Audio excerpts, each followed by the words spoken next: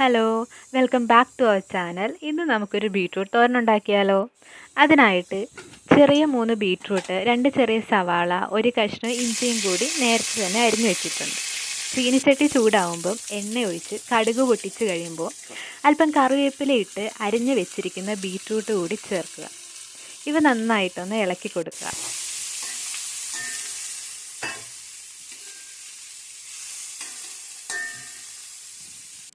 ഇനി പാകത്തിന് ഉപ്പിട്ട് അല്പം വെള്ളം ഒഴിച്ച് അടച്ചു വെച്ച് വേവിക്കണം.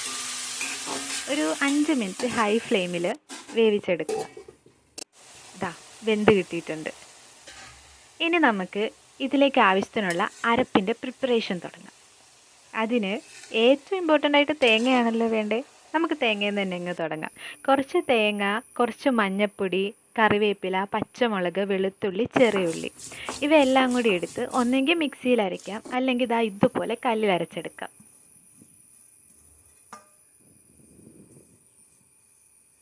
ആദ്യം മുളക് അരച്ച്, ഉള്ളി അരച്ച്, പിന്നെ തേങ്ങയും കറിവേപ്പിലയും ഒക്കെ ഇട്ട് നന്നായിട്ട് അരച്ചെടുക്കുക.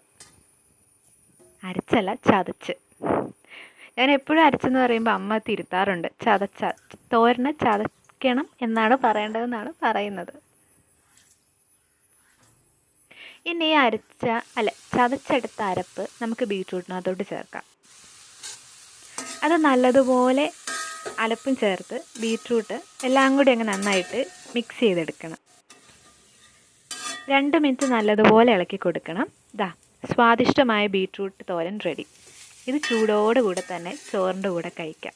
ഇതെല്ലാവർക്കും അറിയുന്ന റെസിപ്പി ആയിരിക്കും, എന്നാലൊന്ന് ട്രൈ ചെയ്യുക. താങ്ക്